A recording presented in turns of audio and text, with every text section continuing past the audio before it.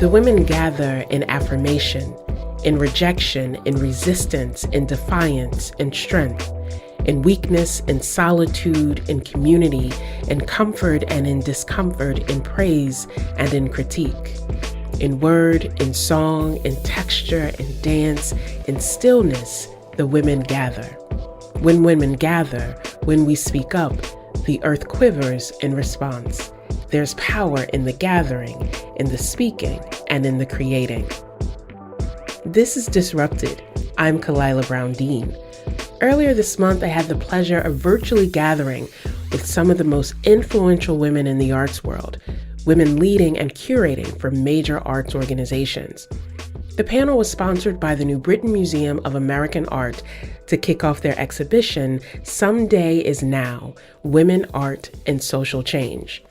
This hour, you'll hear from Denise Morel, Associate Curator of 19th and 20th Century Art at the Metropolitan Museum of Art. Thelma Golden is Director and Chief Curator of the Studio Museum in Harlem. Katie Siegel is the Eugene V. and Claire Thaw Endowed Chair at Stony Brook University and Senior Curator of Research and Programming at the Baltimore Museum of Art. And Minjung Kim is Director and CEO of the New Britain Museum of American Art. And just a note, the New Britain Museum of American Art is an underwriter of Disrupted. I asked the panelists to talk about their journeys in the art world. Here's Denise Morel.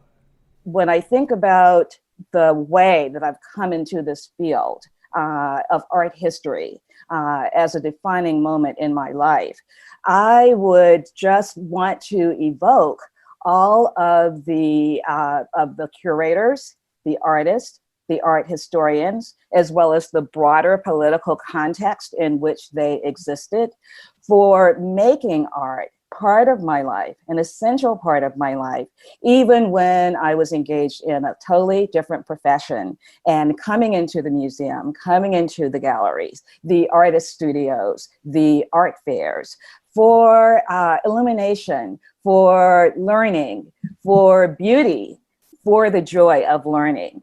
So that is the way that I came to the field of art history.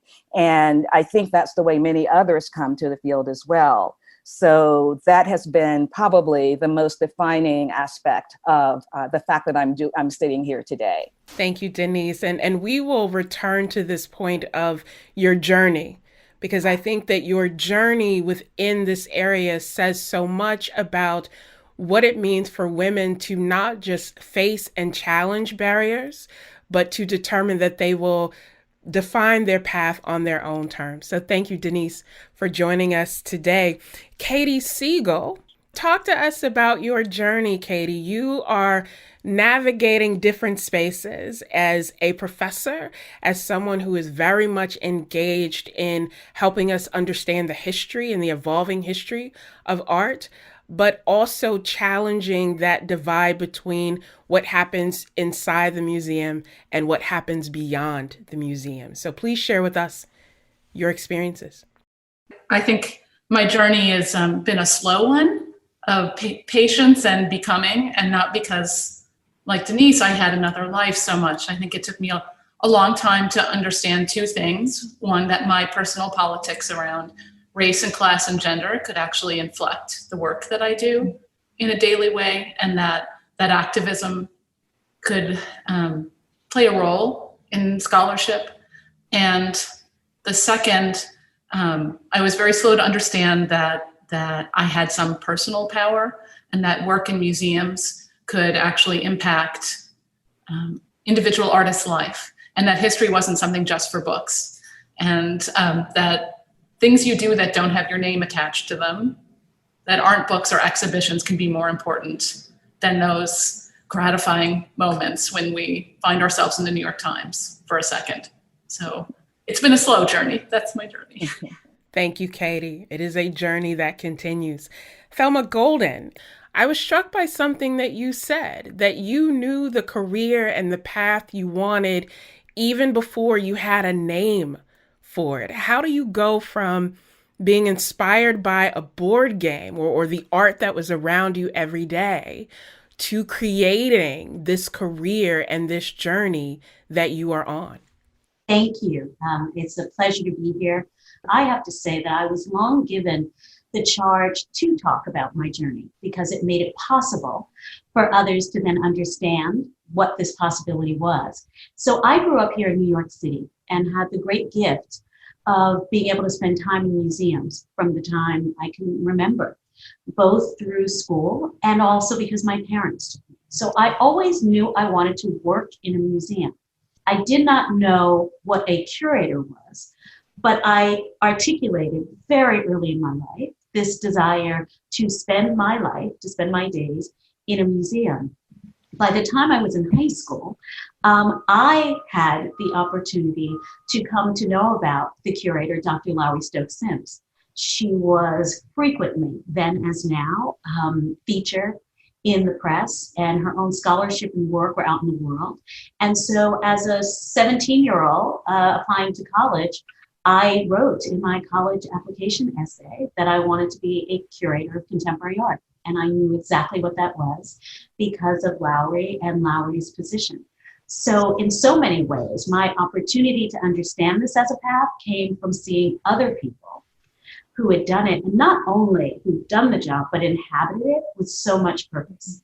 And Kim, like Thelma, you had this early interest in art that was nurtured and cultivated. You moved to the United States from South Korea, and now are one of the first immigrant people to lead this amazing museum. How do all of those parts of your path and your journey inform the work that you now do within this space? Kalila, as you mentioned, I did come to the United States at a fairly young age. I initially came in the late 1980s to attend college. And just to give a little background from my own perspective, I was born and raised in Seoul, South Korea. Korea is, of course, now perhaps better known and very different from the country that I grew up in the 1970s and 80s during an authoritarian regime.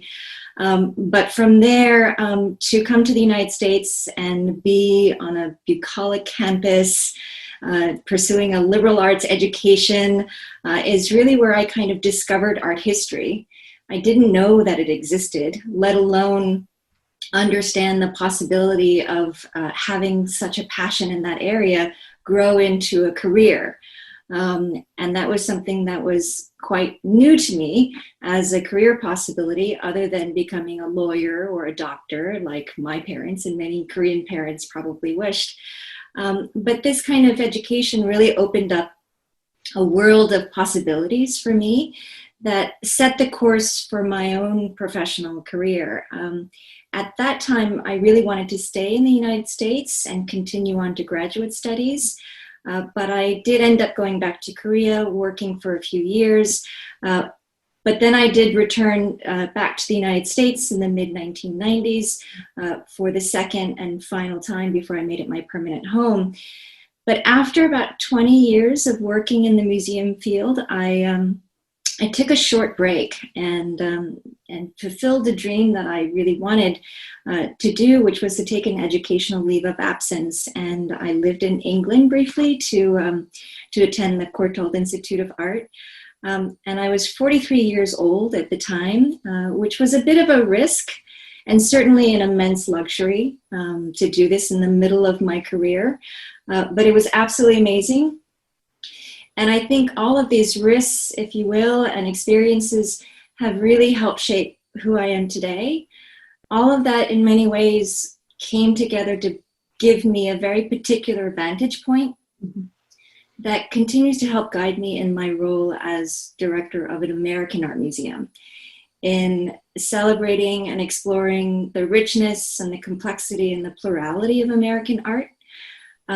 Because the New Britain Museum of American Art is the oldest museum of American art. And from this position, it enables us to ask a very basic, but to perhaps some, a provocative question, which is, what is American art? Mm-hmm. Who is American or who is not? And from that point, to really be able to encourage some conversation and some reflection so that we're very conscientiously creating spaces to hear different voices and present different vantage points and perspectives. And so that's kind of all of which that has brought me to where I am today. Men, you mentioned two themes in your comments, one about the risk involved with making these decisions or following your paths, but also this pervasive question of what is art more broadly, or what is American art. And Thelma, in your work, you talk about Muhammad Ali and the me, we, right? And it shows that sometimes the views that people have about what is art is often different from how we experience art or who gets to define that experience. How much of your work and your journey has been about pushing back against those limited definitions and then opening up art to something that is accessible to more people? I think most of my career has been devoted to that idea of opening the space of art, as a curator, and I am a curator where I'm thrilled to be on this panel with these amazing art historians. But I am someone whose full career and training has been in curatorial practice. When I graduated from college in 1987 with a degree in art history and African American studies from Smith College, I began working in museums, 2 months later. So, I worked in museums my entire career, and my work has always been about creating space for ideas, creating space for new art histories, creating space for artists, creating space for audience. And that is about this opportunity of opening the institution. This is a profound conversation for me right now because the Studio Museum is closed. We are in the midst of building a new building. And the me, we you referred to refers to a work of art that lived in the lobby of our museum, a neon work made by the incredible American artist Glenn Ligon, taken from the words of Muhammad Ali. The work is called Give Us a Poem, and it is simply the words me, we, right, which were spoken by Muhammad Ali when he was asked to give a poem. And so that really sums up this idea as an artwork about the individual and the collective, but it also is a work that lived in our lobby as a way to create the experience of art, as one that could live in the museum, but also out on 125th Street, allowing for the experience of art to be open to all. Katie, what is that distinction or the blurring of that distinction? Thelma talked about opening up spaces and offering art to more people to also define on their own terms. And I know that's been very important to you, not just in your scholarly work, but also your work with the Baltimore Museum.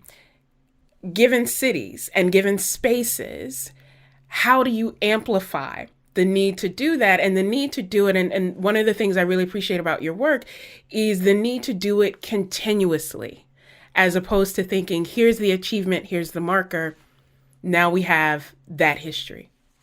I think part of the more gradual process that I've been going through to get to where Thelma maybe already was in some ways, has been at Baltimore, starting with the idea there had never been a Black artist who had the main stage and a book. And okay, that's the first thing that needs to be done. And moving through acquisitions, moving on to women and to different kinds of diversity, and then realizing this was just the very first step. And that it was really about access, looking at the numbers, looking at audience, looking at who felt welcome in the museum, who could afford to come to the museum. So I feel like I've done that in my scholarship, wanting to write in a way that was accessible, that anyone who was interested could read without a lot of theoretical jibber jabber. But I guess I feel like I'm just beginning to realize with my brilliant colleagues at Baltimore how deep that question of access is and how complicated.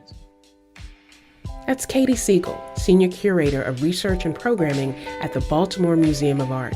This hour, we're talking about women, art, and social change. We'll be back with Katie Siegel, Thelma Golden from the Studio Museum, Denise Morel from the Metropolitan Museum of Art, and Minjung Kim from the New Britain Museum of American Art. I'm Kalila Brown-Dean. This is Disrupted.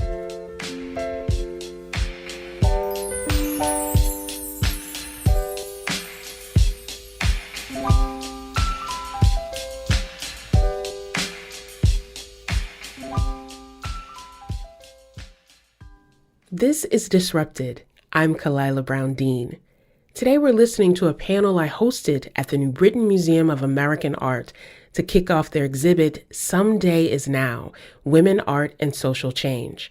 Our panelists are Thelma Golden, Director and Chief Curator of the Studio Museum in Harlem. Katie Siegel is Senior Curator of Research and Programming at the Baltimore Museum of Art. Minjung Kim is Director and CEO of the New Britain Museum of American Art. And Denise Morel is Associate Curator of 19th and 20th Century Art at the Metropolitan Museum of Art. I asked Denise about her previous career in the world of finance and how it informs her current work in the art world. Well, I think that a big motivation for me to segue, as you say, from finance consulting to art history was that during my business career, as I said, I spent a lot of my free time in looking at art in various spaces, museums, galleries, etc. And that took place within the framework of my career. I lived here in New York. I, too, am a New York native, a Harlem native, in fact. So one of the first museums I joined, in fact, I think the first, was the Studio Museum in Harlem. Thelma mentioned Lowry. I think about Mary Schmidt Campbell and just that entire, sort of pantheon, if you will, of distinguished directors and curators up to and including Thelma. But the fine art of collecting, seminars that I took on Sunday afternoons, going to openings, joining a support group at the Museum of Modern Art, the Friends of Education. And through those activities, having direct exposure to artists and to curators just increased my curiosity from being an observer to having my own questions that I wanted to participate in answering. Another big part of that for me was that my career was always very international. I lived and worked overseas a couple of times, in Europe, in London in the late 80s, and throughout my career traveled extensively. So my joy, a lot of my enjoyment during open times, evenings, weekends, was to browse the museums of London, Paris, Tokyo, Sao Paulo, Abidjan, the world. So I felt that I had this, on the one hand, an immersion in contemporary art here in New York, but also an engagement with history through the museums I visited while traveling. And it was when I saw that interest in history reflected in the practices of contemporary art, and especially the practices of African American or Black African diasporan women artists, that I really felt like, okay, this is the way that I can knit the two together. I think about Faith Ringgold and her Dancing at the Louvre exhibition at the Old New Museum down in Soho, I think on Broadway. And the way that just really inspired me to follow her vision and look at the history of early modernism in Europe, but also to think about and to visualize the way that these ideas, the aesthetics, the social and political activism were represented in her own community in Harlem. And the imagery that she made to represent that was a very important part of what was so compelling for me about becoming a voice or a conduit for the voices of artists in this field. You mentioned representation, Denise, and all four of you are path-breaking, defining women in multiple ways. And part of being the first or one of few is often shouldering the expectations that to some people may seem unreasonable. So it can be a hollow prize sometimes to be the first, or again, one of few. Given how representation works within art, whether we are talking about artists or those who are engaging the art, have you felt pressured to feel like you not only have to show up and represent yourselves, but you are then judged against the standard for women or for based on your racial or ethnic identity? What does that pressure to represent feel like? And more importantly, how do you navigate through it so that you are still true to your calling and not others' expectations? And so any of you would like to join in on that, please. Sort of trying to think through how do I start with that process in answering that question. But, you know, it also comes to mind in terms of some of the, I think, potentially initial challenges in even being a part of this field. And I have to say that very early in my curatorial career, you know, I was working for a private museum in Korea as part of the Samsung Foundation for Culture. And then a few years later, I joined the Guggenheim Museum, initially as a curatorial assistant in 1996. And it was the job for which I moved to the United States for the second and the final time before it became my permanent home. And I was incredibly excited to be a part of a major museum in New York at that particular time. But the reality also was that I think I was making something like $26,000 a year. And this is kind of the salary that is really difficult to live in New York. And I was at this moment where I was trying to figure out, you know, how do I afford this career? Especially for someone where I was coming anew as a first generation immigrant. And I didn't really have a support system. So I was at a point in time where I was trying to figure out, do I want to continue a career at curatorial? So I sought the advice of a more established curator whose opinion I very much admired. And she, of course, told me if this was my passion, she encouraged me to follow it. But she also was pretty forthright in discussing the financial realities and challenges of continuing to be a curator. And to the degree to which she said, you know, unless you're independently wealthy, you may indeed face challenges. So be prepared if this is the course that you want to take. And that was, on the one hand, I really appreciated her candor. On the other hand, I felt really like there was a daunting prospect in front of me with many doors closed before I could even get to the front step. And thinking about it from the perspective of, you know, I wasn't independently wealthy. I'd come to this country by myself. I had no family net to fall back on, no support base or contacts or networks. And I think, if anything, from today's perspective, looking back at my own experience, I think it makes me much more empathetic to young, aspiring curators who may view a career in museums to be unattainable because they're not coming from privileged backgrounds or have a network or support base. But I have to say, at the time, I think I was young and naive and eager to really work at a number of different things. And I was also fortunate to be at a museum that was experiencing tremendous growth and was looking for people who were open to taking on various roles that didn't fit neatly into any kind of job description.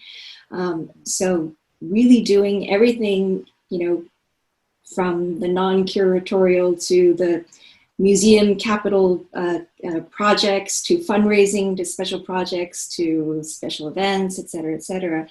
And I think that at the end of the day, those variety of experiences and learning diverse skill sets really ultimately became the best training ground for me in becoming the museum professional that I am today. Thank you. And recognizing how what you are being told by well-meaning people, because that's their experience, what that discouragement would look like for you, but also the point of what it may look like for other people who aren't even able to get to that step of having a mentor or someone to tell them about that. Katie, what about you? Just to be clear, white women are not minority people in American art museums. But I am in parallel to Min a little bit. I'm often in a room where I'm the only person who hasn't gone to an elite Ivy League university, in both the academic context and in a museum. And it's always just sort of a shocking reminder how far that journey is for so many people, for so many reasons, and how hard it is to see yourself. And also that imposter syndrome doesn't really mean necessarily that you don't deserve to be someplace, but it really may be that you don't belong there in the sense that you don't fit in. And so that's I think a constant struggle for a lot of people, not to get those two things confused. And it is for me.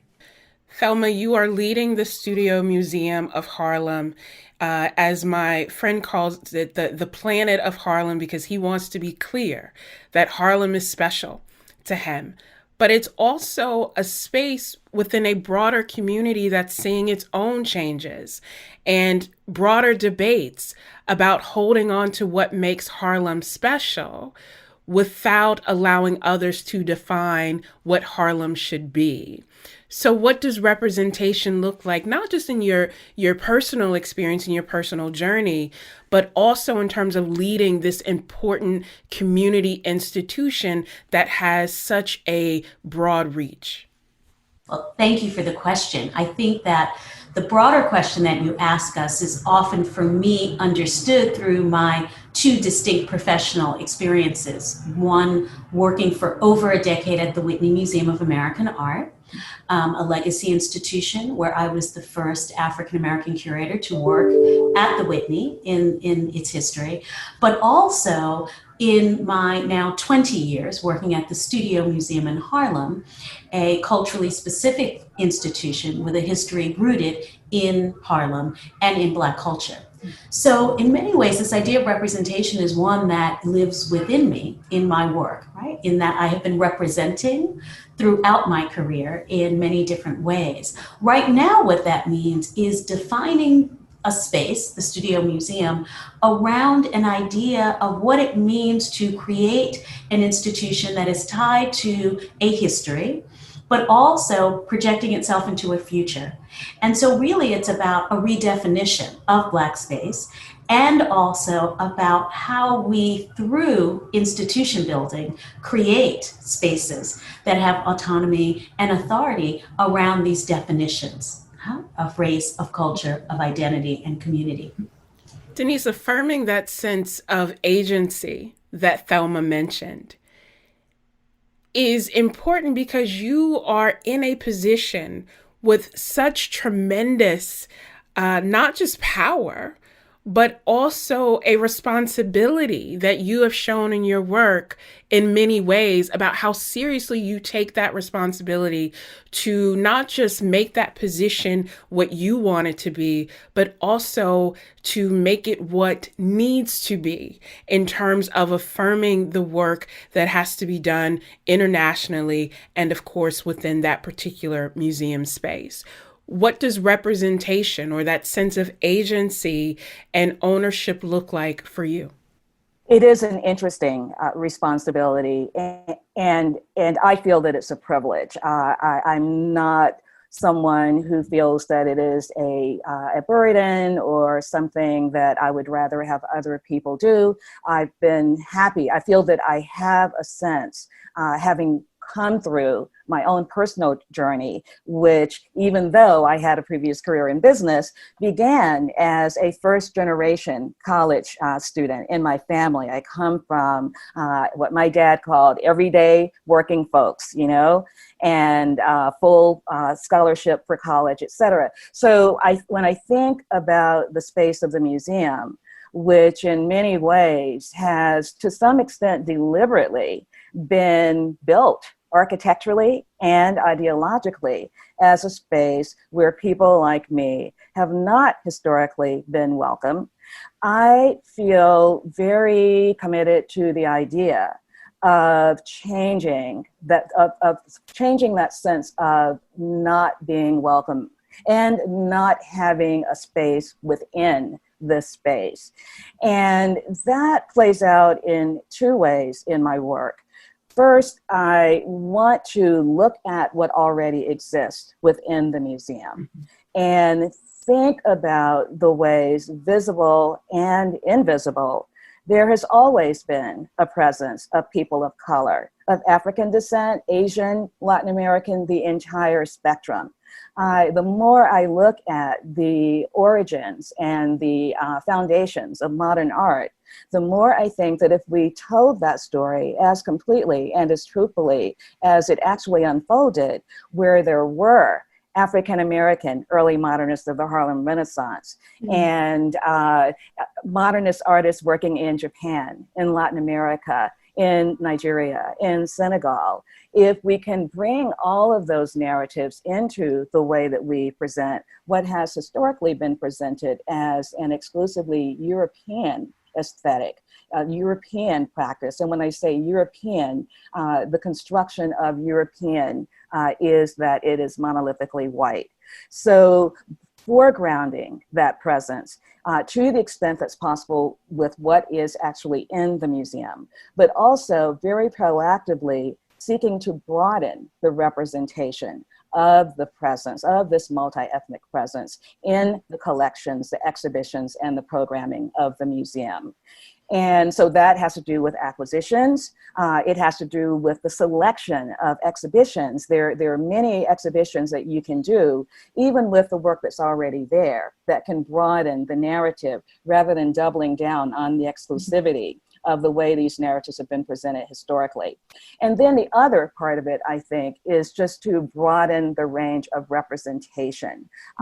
People of color, people of African descent in particular, are often presented in a very specific way, in tropes of servitude, in tropes of obstacles that are difficult to overcome. It's essential to have that representation. It is absolutely central to our history, but they're also people of color and always have been in every walk of life in these societies. And that invisibility, I think, is part of what constructs this impression that we didn't have a place, we didn't have an historical place, we weren't there.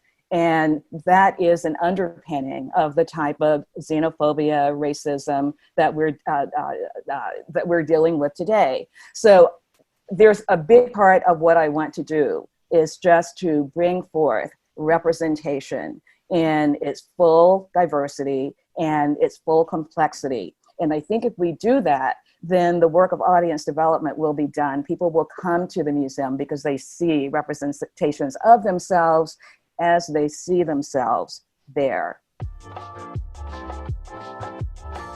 That's Denise Morel, Associate Curator of 19th and 20th Century Art at the Metropolitan Museum of Art. Our panel also includes Thelma Golden from the Studio Museum in Harlem, Katie Siegel from the Baltimore Museum of Art, and Min-Jung Kim from the New Britain Museum of American Art. When we come back from the break, we'll continue our conversation about women, art, and social change. I'm Kalila Brown-Dean. This is Disrupted.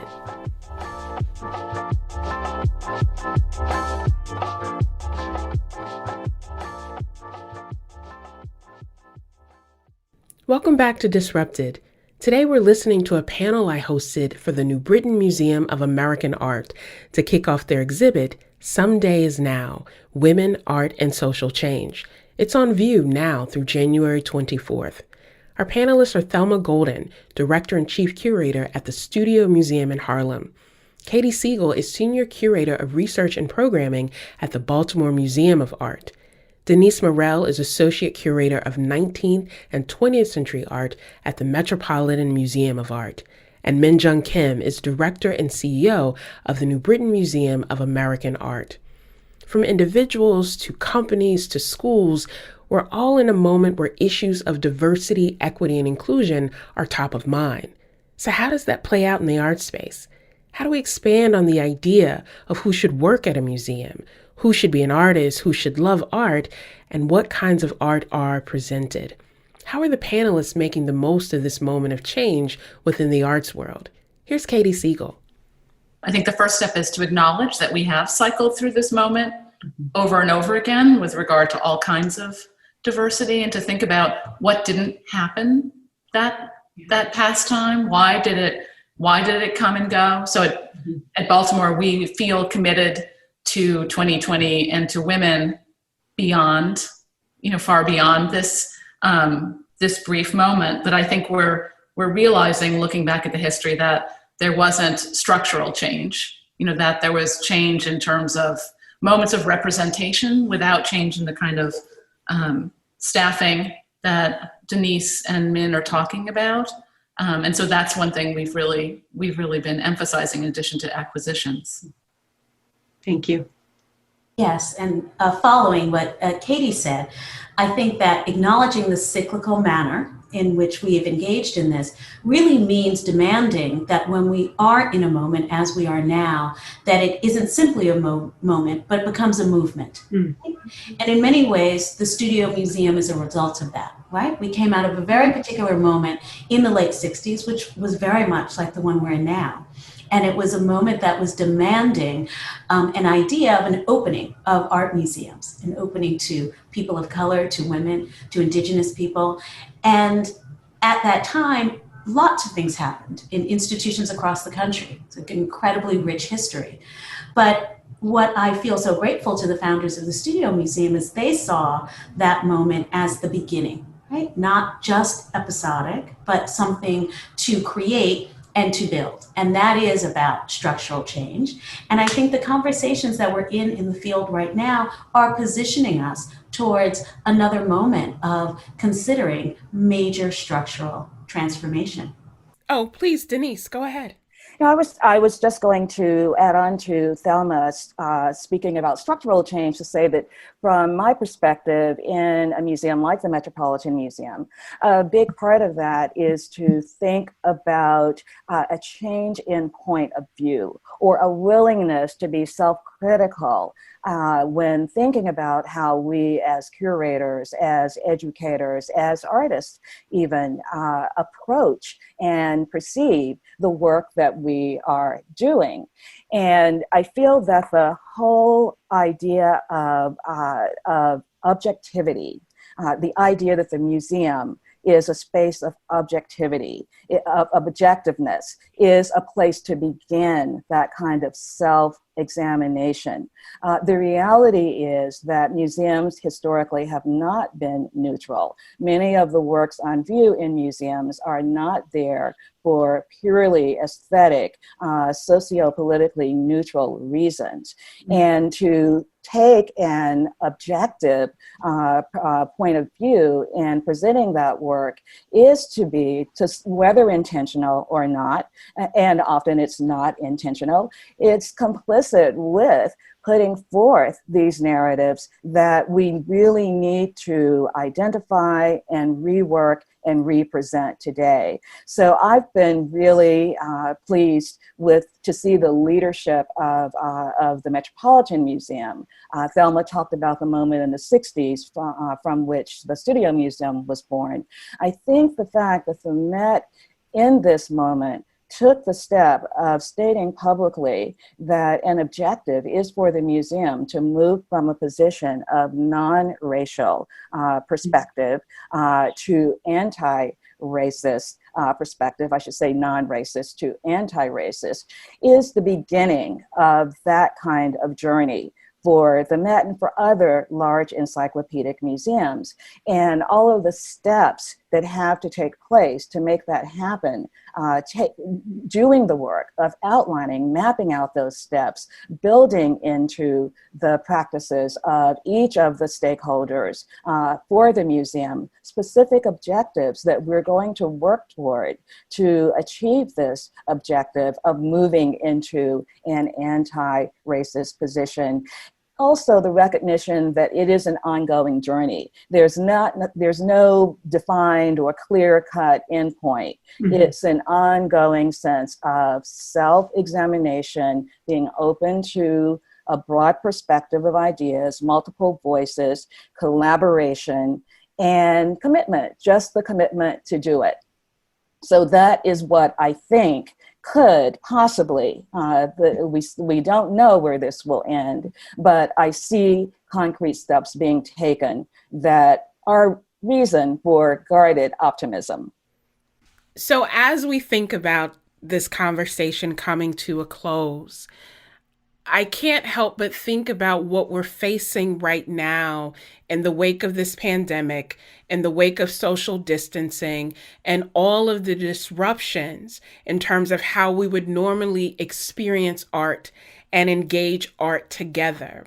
There are many institutions who are fearful that they won't be able to continue and survive this.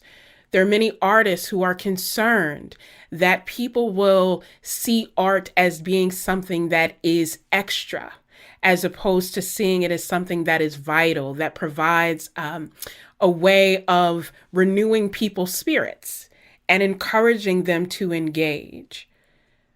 What are your thoughts on that? That art is in fact enduring, but that there may be challenges to the spaces and the ways that people can continue to engage art. And Min, because you run this wonderful museum, I'll start with you, please. Well, it is indeed a difficult time, and as it is for many industries and many fields, but also certainly for nonprofit cultural institutions and museums, where in many ways it also brings up an existential question as to what role we play as museums and how we reflect not only our communities, but the human condition, which is under great duress right now. So there is a lot that I think we as a field are really trying to dig deep in asking these soul-searching questions. At the same time, I think it presents as many challenges as it does, potentially also opportunities, which is something that I'd really like to hopefully focus on the positive in really deepening our engagement with our immediate communities. And further reflection as to how we might be able to not only engage them, but also reflect them in meaningful ways. And to do them in multiple spaces. Yes, of course, as museums, we always want the direct experience of being in front of the work of art in that space, but also in parallel course to exploring what other alternatives and opportunities exist in the digital, and in opening up our collections and our exhibitions to a number of audiences who may not be able to physically come to our museum, and also expanding our reach. So I think there too, there are challenges, but also some extraordinary opportunities that we are looking forward to. Thelma, what are the challenges and opportunities that you see? I think that the challenges have already been stated. And I think those are not just challenges to our cultural community, but to our communities as a whole. Mm-hmm. I think the opportunity requires us to really honor the fact that as cultural institutions, we have a responsibility. Mm-hmm. And our responsibility often as cultural anchors is to serve our communities. And that can seem, somewhat obvious and neutral in good times, but in moments like this, it becomes all the more important to understand what service looks like for a cultural institution. So in a moment like this, our work has been completely involved with serving our audiences in our communities, taking advantage, of course, of our ability to do that in a wide way, but remaining intensely focused on the work that our institution has always done to uplift Black humanity. And in doing so, providing, not just what we might think of as the sort of cultural aspect, of what it means to engage with art, but to think of it from a spiritual perspective, right? How do we feed the soul? of a community in times that are difficult and hard. And it is through art and in uplifting artists, right? And holding space for our artists in this moment. So that's what I see as not even just the opportunity, but the responsibility. And I think this moment calls on all of us to really deeply commit, right, to mission and to purpose with responsibility. That notion of art as a space of refuge, but also a source of inspiration is so critical when I think so many people need that reminder of what they may be facing may be difficult, but in some ways is not new. And art has the potential to be that mirror and that reminder. Denise, what about you? Well, I was thinking along very much the lines of art as a space of refuge. Because, as I mentioned at various points in my life and career, art museums, the spaces of art, were definitely spaces of refuge and contemplation and simply enjoyment, the simple pleasure of engaging with ideas, with the visualization of ideas. And it doesn't always have to be loaded with social or political or economic. It can just be aesthetic ideas. I think the pleasure of teasing out the manner, the various approaches to innovation, to aesthetic innovation, or to aesthetic mastery of a tradition. The thought process of doing that is enjoyable. And I think it opens the mind to other forms of analysis. So I think the more that we can make it compelling and engaging for the broadest possible public to come into the space where art is on view, the better chance we have to make our contribution, our specific contribution to the development of analytical skills and open-mindedness and awareness of the diverse strands of humanity that make up our societies. I think this is a role that art will always play. Thank you for lifting up and affirming humanity and the need to acknowledge that for all of us. Katie.